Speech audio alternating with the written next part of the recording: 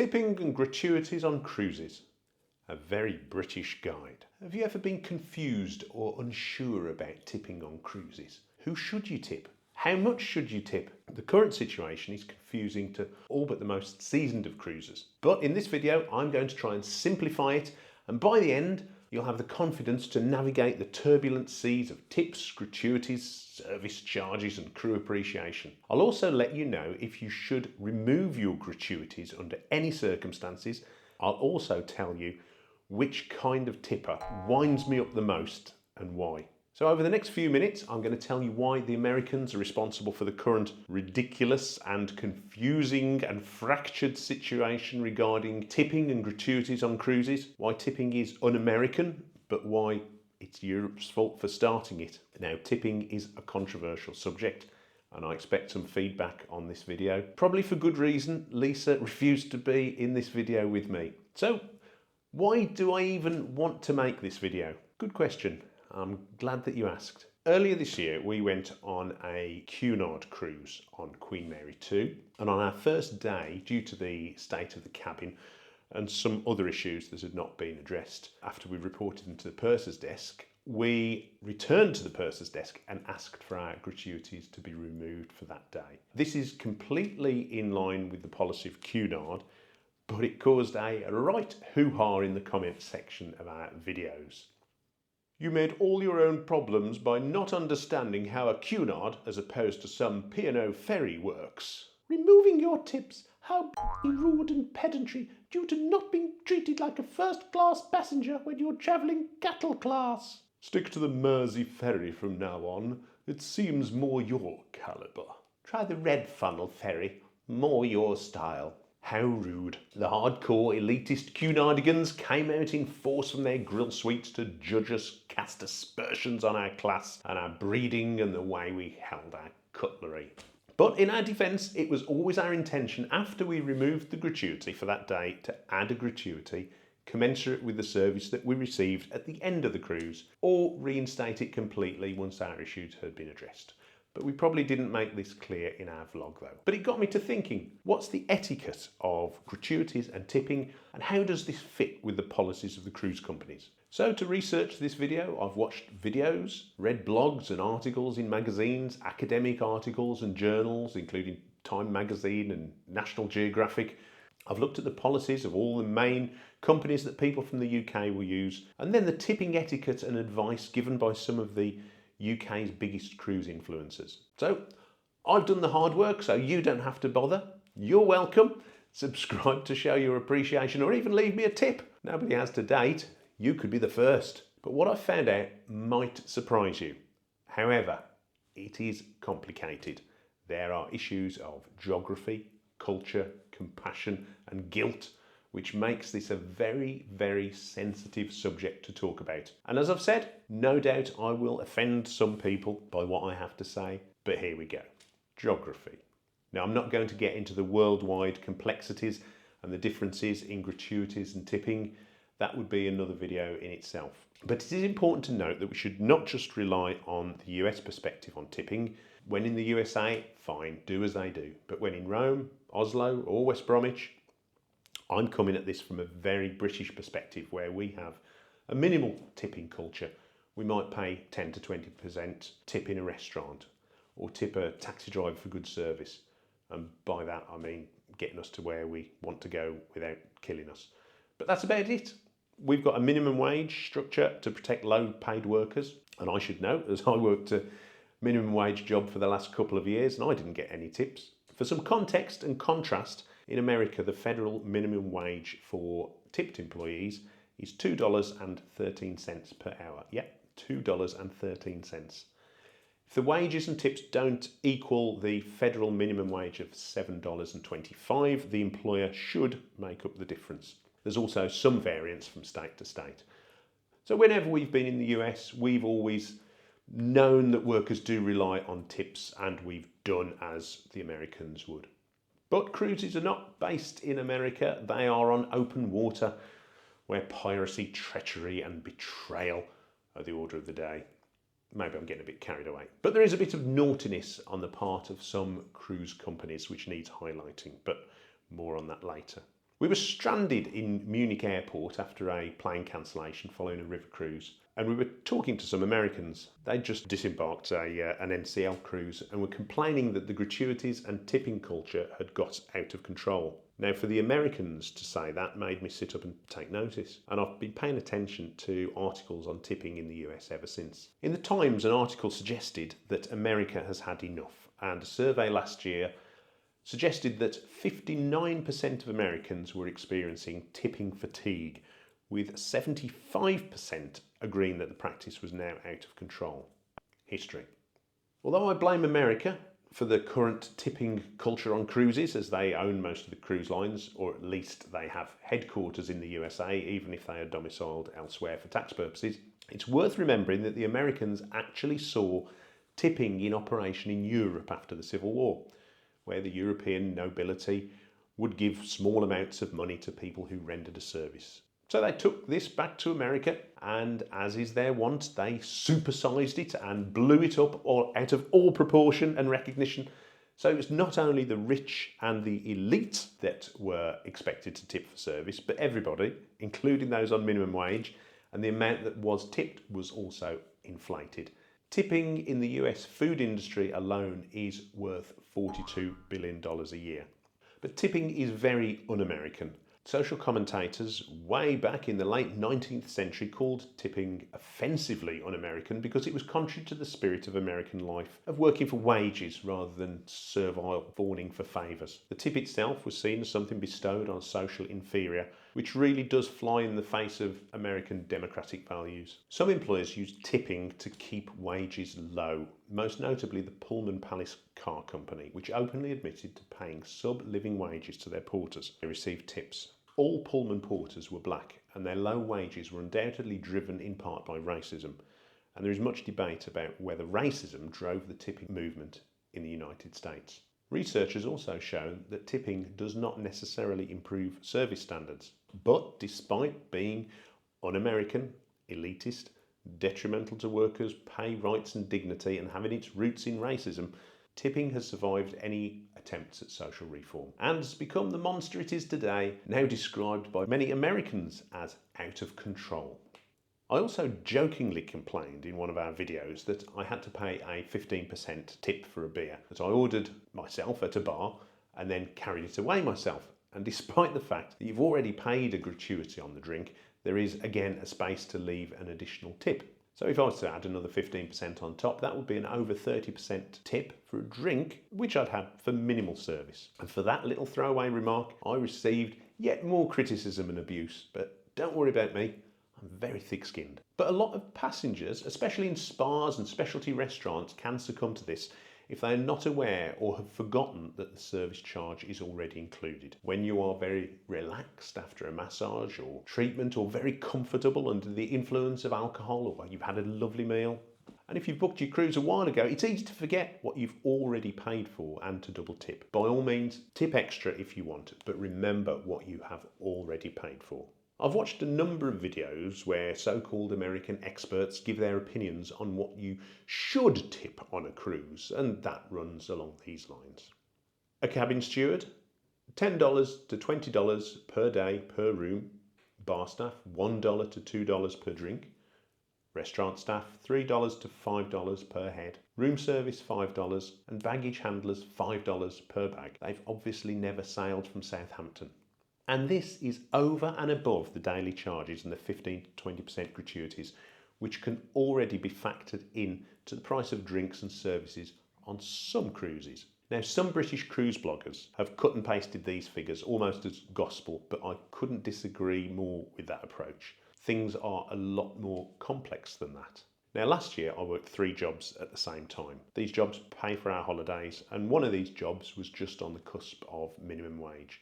I was not allowed to buy any additional leave, as I would have fallen below minimum wage myself. And I've also worked jobs which have meant that I've not been able to spend time with my family, mainly through working shifts and antisocial hours. So I've got a small appreciation of the sacrifices that crew make on cruise ships. But I've also got an appreciation of the value of money. I've always had to work for money.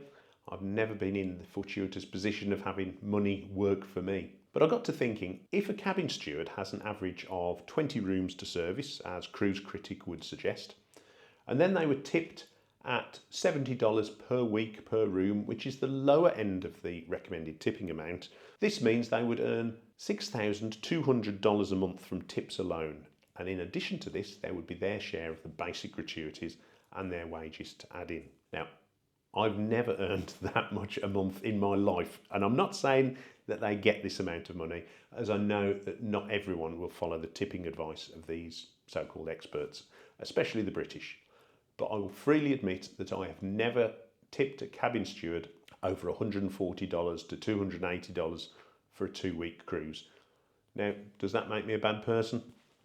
You can answer that in the comments. But I do believe in a fair day's work for a fair day's pay and a decent living wage for all employees enforced by law. People shouldn't have to rely on the generosity of strangers and the vagaries of business to be able to pay their bills. We shouldn't feel we need to tip to boost an income to a living wage. Companies need to pay their employees better. Because if you think about it, if a ship sails at 50% capacity, then it'll be the staff that suffer as they're reliant on gratuities and service charges to top up their wages. So cruise companies don't have to absorb any of this risk when it comes to the wages of their tipped employees. In the short term, this is unlikely to change, as unfortunately we live in the real world. And some cruise companies are taking advantage of this to our detriment by hiding the true cost of a cruise.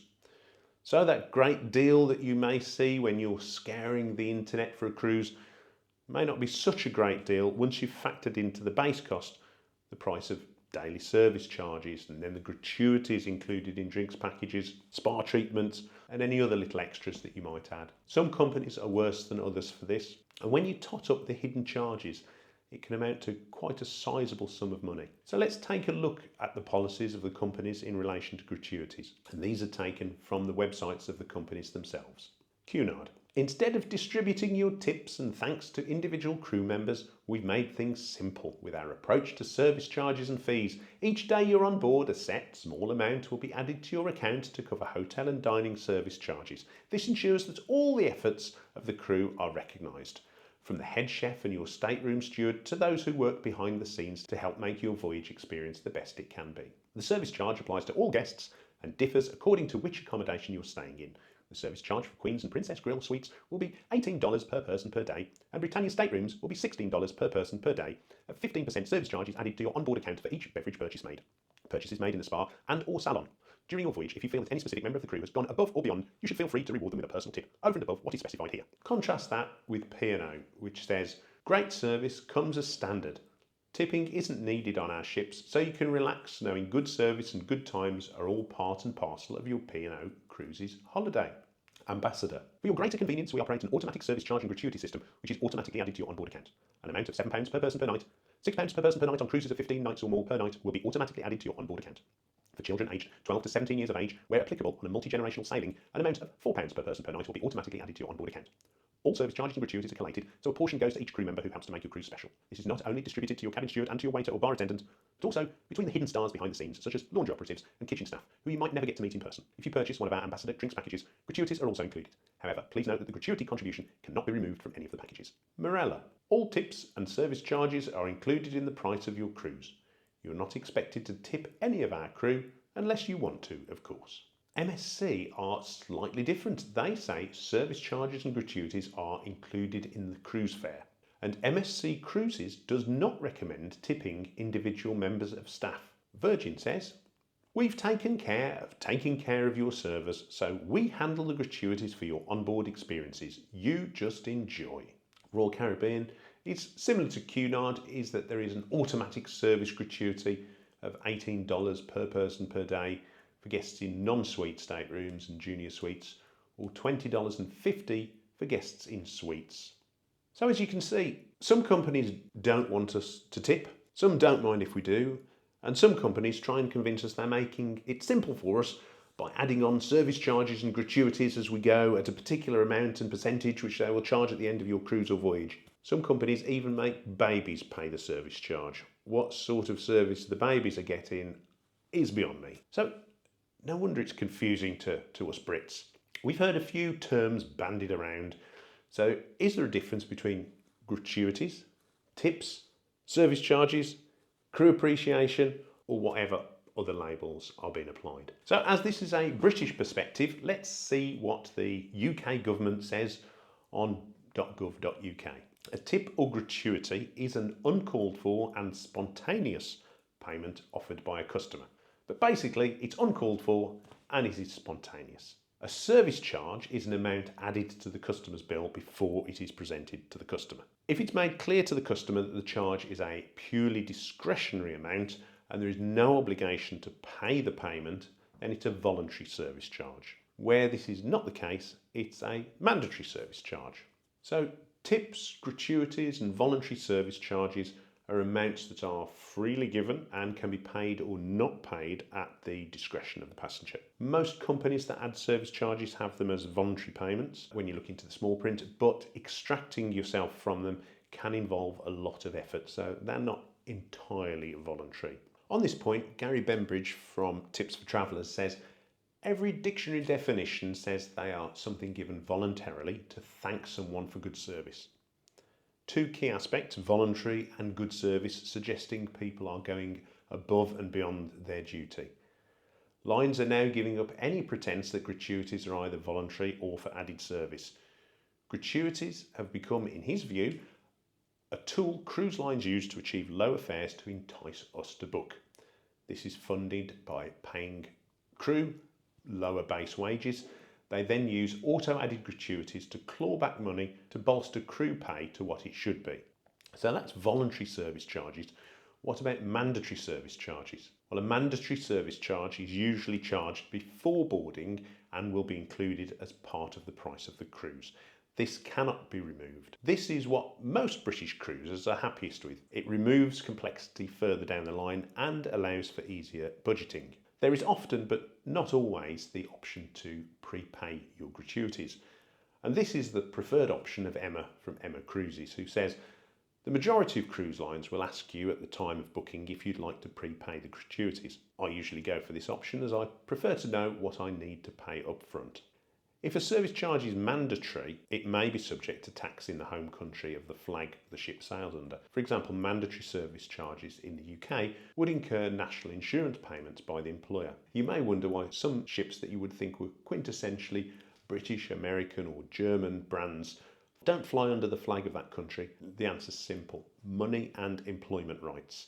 There are tax advantages and more lax employment laws in many of the countries that cruise ships sail out of. There are also no restrictions on the nationality of the crew. It's called a flag of convenience for a reason. So whether you see this as an opportunity for crew from around the world to have more opportunity to travel and earn more money than they would otherwise earn in their home countries, or a way for cruise companies to exploit vulnerable people by paying low wages and dictating working hours that would be illegal in many other countries, that'll depend upon your point of view and which pair of rose-tinted glasses you're wearing.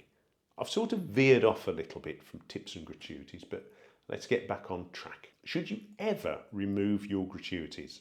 Ben and David from Cruise with Ben and David say, today cruise line gratuities are completely automated and cashless, with charges added automatically to your onboard account each day. While this is supposed to make it easier, in reality it causes confusion and controversy among cruisers. Whether you agree or not with cruise gratuities, or whether you think it should be included in the cost of your cruise, gratuity charges are made clear when you book the cruise, so to remove them is somewhat unfair. I disagree with this, but only in a very limited way. If you've had an exceptionally bad experience that has not been resolved, I feel that it is fair to remove gratuities to make a point and register a complaint. That's what we did on Queen Mary 2. But once the issue has been resolved, you should then reinstate the gratuities according to your personal judgment. I also don't think that all cruise companies or agents make it crystal clear about all the service charges and gratuities at the point of booking. Whilst you should always exercise due diligence and do your research, it can sometimes take a bit of digging to find all of the non-included costs. It's easy for a seasoned travel pro, but not for everybody. Let us know in the comments if you've been bitten by this in the past.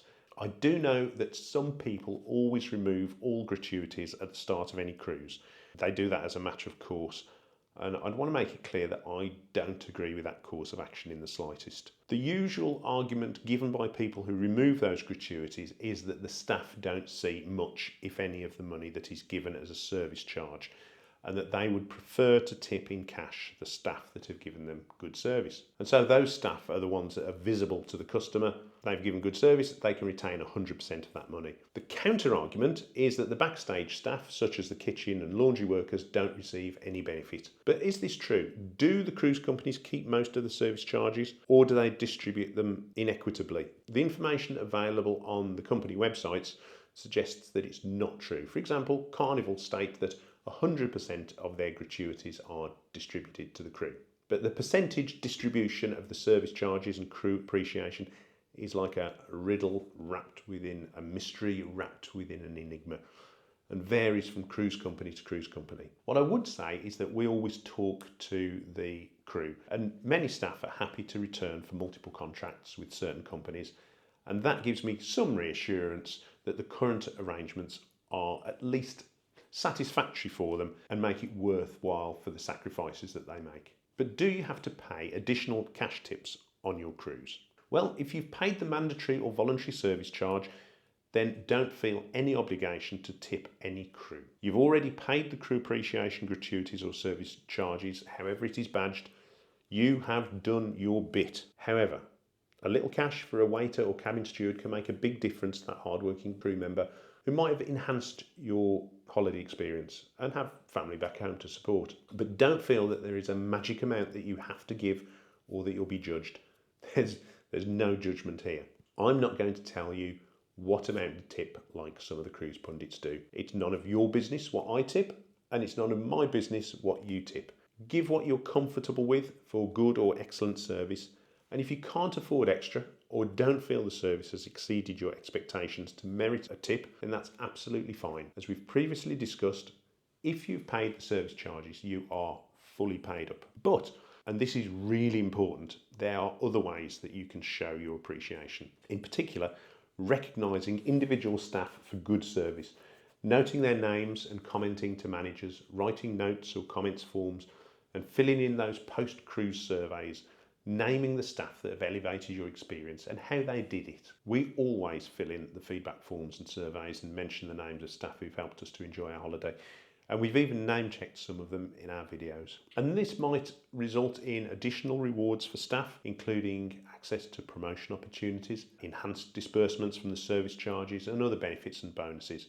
So spending a little bit of time doing this can be as valuable as spending money to crew. Now, I said at the beginning, I would tell you about who I think the worst kind of tipping passenger is. And you may be this passenger, or you may disagree with me, but in my personal opinion, the worst kind of passenger is the one who will slip a bartender a few pounds at the start of the cruise. Why do people do this? Well, of course, it's to receive better service throughout the cruise and to be attended to better and gain priority when ordering drinks. Why is this such a bad thing? Well, there are two reasons. Firstly, this is something that is done to the detriment of fellow passengers. These people are paying for a service that has not yet been rendered, and they're doing it to get priority over other people who've paid exactly the same amount of money for their cruise and quite reasonably expect the same level of service. Secondly, it puts an unfair pressure on hard-working bar staff when there is this level of expectation